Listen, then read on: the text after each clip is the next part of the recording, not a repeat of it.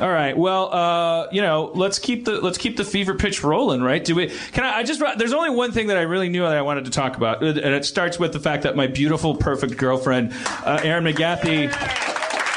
For those of you who don't know, we always hate surprise parties. We've done them in the past. Surprise parties seem like a very strange thing to have to do to people because the fact that the party exists is the surprise. So, and then you spend the entire day tricking people into thinking that no one's doing anything for them, and then their surprise is, oh, you did. And it just seems like it causes a lot of misery. And but so we both agree. Like she was like, I'll never throw you a surprise party, but could I do this thing for you that would be a surprise at your party? Can the nature of your party be a surprise for you? Yes, of course, darling. She published a fucking book of all of my bullshit from the internet, most of which is filled with me either talking about jerking off to other women or dating them and breaking up with them and having my heart broken. She's scouring all that stuff and picking the good stuff from the bad stuff. And all of it is just me got a big narcissistic rant. And there are girlfriends that would, justifiably go, I don't want to reward this. Like, he needs to come down a couple notches. But she's like, it's like that arm wrestling thing. You just go with the force, That's it's like she's celebrating my ego.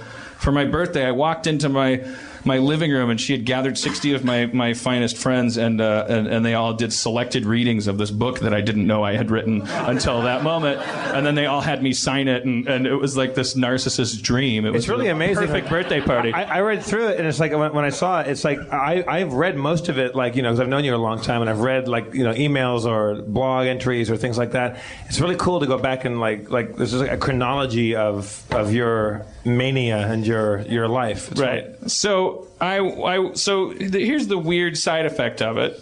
So people are excited about it. There's Dan Harmon fans online. There's 900 copies of this thing. She's gonna sell them during a limited time. I have to try to find this. Can someone in the audience that has a phone that I'll be able to read so that I'm not like trying to multitask, bring up the if you can find it, the Onion AV Club article that is about the book. Is that enough information to find it? Whoever's got it first that can hand me their phone, like bring it up. And I'm looking. So Erin texted me. Oh, the Onion AV Club. They posted an article about the book. It's like oh, wow, that's great. That's really great news. I went to look at it just to verify that that's the case. And then why do I always do this? Scroll down to the comment section. No! I thought that I was impervious. But this is like it is brutal for me. But I also think like my definition of stuff that hurts is so different from other people's. What ratio of like 100? I felt like it was like to being praised. That was the other thing. It felt like it was just like this unilateral fucking like fuck this guy. What is he? Why does he want me to buy his book? And Sean has a phone for you, Dan. All right. You could give yours to Jeff, and he could maybe pick a couple tasty ones. Here. So they do. I just want to like. All right. So I'm scrolling down to the comment section. You mean? Yeah. I'm gonna stop at the ones that really, really hurt me. Ooh, can I just... Well, so the first one goes... Can I start with one? Okay, go ahead. All proceeds will go toward getting Mr. Harmon a shower and a clean shirt. That's a fan. Yeah, no, the one underneath it. And an autographed, self-taken photo of Dan Harmon crying, lamenting why you couldn't just let him be great. That hurts. Okay, I've gone through 7 ones that were not so bad. Let's see. Well, then there's ones that are just like, I don't give a shit about the collected online writings of Dan Harmon. That's fine, but why type that? What do you do? Do you understand how the internet works? Like, why are you on this page? So that person says that, and then that serves as a route for a bunch of people to chime in, replying to that person. This person who doesn't give a shit about my collected online writings. This person says, don't worry, Dan Harmon cares enough about the collective works of Dan Harmon, enough for all of us. By all of us, I mean everyone who existed in the past, everyone currently alive, and everyone who will ever enter this mortal coil. By the way, that one hurts less after he says mortal coil. Yeah, Because it's yeah. like, nice try, self-styled Dan Harmon. Gee, I wonder where this is coming from. Well, here's one that's all caps, and it just this one is pretty succinct. The collected online writings of Dan Harmon sucks. Yeah, that doesn't. Yeah. So Dan Harmon's next project will be a delightfully quirky sitcom about a delightfully quirky group of 6 to 8 delightfully quirky friends who hang out enacting delightfully quirky send-ups of various movies and TV shows while yelling at everyone within earshot that their vision is too beautiful and unique for this dark and savage world. So now our crime is wanting people to be happy. And by ours I mean mine. But it's I just let's see. Sorry, while you look, Dan. So I got this note, and this is good stuff. There is an orange scion blocking someone that needs to move right now behind the store. The end. An orange scion. This is a car that looks like a roller skate. I'll probably stop with this one because this one is. Dan, may I share one? Oh, Jeez. Jesus Christ! The ghost of Christmas presents.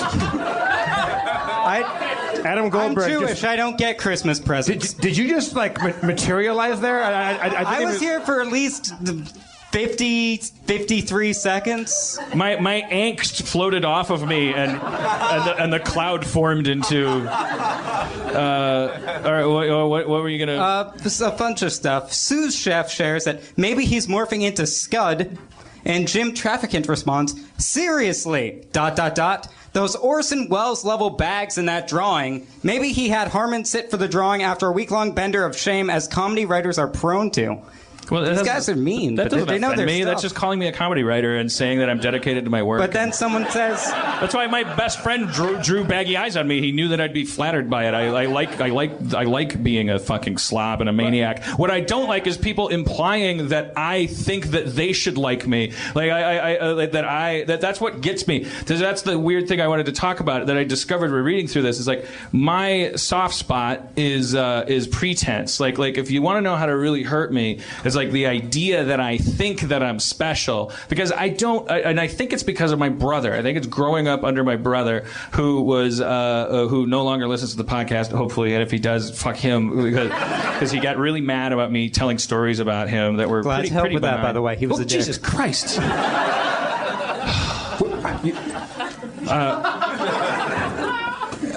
Look, people are mean to you on the internet because you're not me. If you go to Harmontown.com, which you should all do after the show, it's unanimous that I am the hero. Everyone's like, I love Goldberg. He's scrappy, and Dan is mean. What the fuck is going on? He's rounded the bend into Hamburglar territory. It's like he's embracing his role as our product spokesvillain. I want Harmontown, rabble rabble. No, get away from there, Goldberg. No, I love it. Harmontown is for humans, silly Goldberg. It's like at a ski show. Like look out, Cindy. Goldberg's behind you. Well, I thought it was more like I dress up every week like Barney Rubble and try and steal the fruity pebbles of your self-respect. Yes. Precisely. That's another example. All right, Adam, I wonder, Adam, I'm gonna wrap it up. I'm gonna wrap it up. I'm gonna wrap it up. I'm sorry. I'm gonna wrap it up. I'm gonna wrap it up. Shut the fuck up, Adam. I don't care what you're holding. I don't care what's in your hands. I'm gonna control you right now. You're either rapping or you're getting off the stage. Give me beat number one. All right, One we haven't heard yet.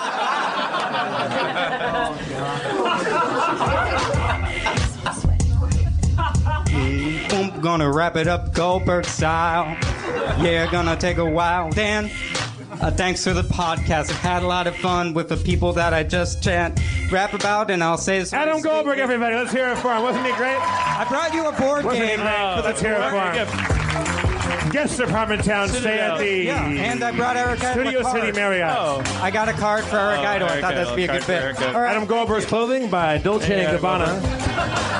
One more time for Adam Goldberg, everybody. All right. I just wanted to. It kind of got derailed. You don't know say. How. You don't fucking say. So now Is it just because Adam becoming more and more terrifying? Now I'm worried for my own safety. Yeah, The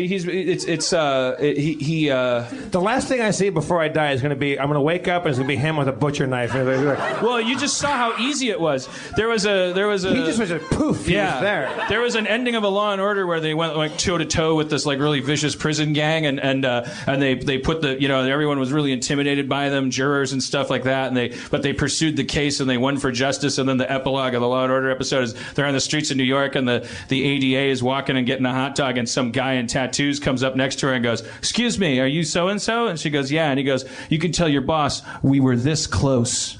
And he walks away, and then it just leaves on her going, and that's I kind of Goldberg was that close, and I didn't know. Yeah. Like there will be no warning. He'll be in your back seat. Does he have the thing, like the little taxi driver gun thing? I don't know. I feel like he'll be more like an X-Files, like biological weapon. Like turn out that one of his hands is a lizard hand or something. Do you think it's time to bring up Spencer? Yes, I just wanted to read this one last thing, but now that it got all interrupted, it feels like, oh, then Dan had spent this episode dwelling on comment sections. But I just wanted it to be one brief thing, but I wanted to close with this one. I don't know whether this one hurts or not, but it definitely affects me. Collected works, Harmon sucks, blah, blah, blah. The people are responding. And then a guy says, "Yeah, I've gone from loving him and Community to hating him and loving Community." That's really sad. All right. I don't know why. Now I read that out loud. It seems like that's what I wanted. And well, you got it. Yeah. It's not really what I wanted. I wanted to explore it because you guys are my therapist. That's all. I just wanted to say it out loud. And it kind of hit me in the solar plexus, like reading those comments. And I was texting Aaron about it. And I was like, "What the fuck is going on? Why am I so affected by this? I'm so shielded in places where everybody usually kicks, And this weird shit like gets me. And it has something to do with. I think I had an epiphany in my car sorting through it. It has something to do with needing other people's approval, which is a dedoy, but. Like I'm 40 years old. I am allowed to now become a dispenser of happiness. I can't expect to get it like fed to me like a baby bird anymore. Emotionally, it's you have to grow up a little bit. I can still be insecure and express my anxieties and stuff, but there's the people that write that shit, they don't expect my dumb fat ass to be like scrolling through it and then go. They wouldn't really want to have an impact on a human being. They're just screaming at the sky, "Notice me!" Like no one in particular. Like I'm no. They're talking to themselves. I disagree. I think they actually do think. I think not all of them. Listen, Adam always does this shit. He hands you shit, and then like there's a plate of cookies last time. No, it's a gift. He gave me a board game. I put a hazmat suit on. That's anthrax all the way. Whose was this? Over here. This is Sean's, right? Oh, thank you, Sean. Oh, Sean. Sean's own built-in reminder. I had written it down, but I might have forgotten. Sean, thank you for your wonderful birthday gift. I'm assuming it was, or New Year's gift. Maybe a Christmas gift. Podcast got pretty boring. Well, when Dan started counting the number of ways something could be a gift. That's when I checked out, said the 380th person crammed in the back corner.